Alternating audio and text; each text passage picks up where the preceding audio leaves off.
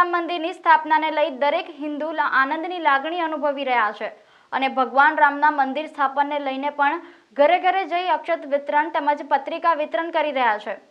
તો બીજી તરફ રામ ભક્તો પોતાની ભક્તિને અલગ અંદાજમાં પણ દર્શાવી રહ્યા છે।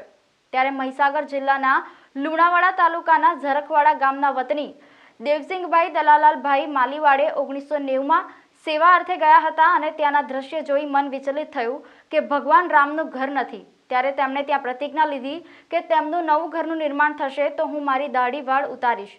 35 વર્ષથી વધુ વર્ષનો સંઘર્ષ પૂરો થતા દેવજીભાઈએ ઘરે ઘરે જઈ અક્ષત વિતરણ કરી રહ્યા છે। ગામના લોકોને પણ દેવસિંહભાઈની આ પ્રતિજ્ઞા પર ગર્વ અનુભવી રહ્યા છે।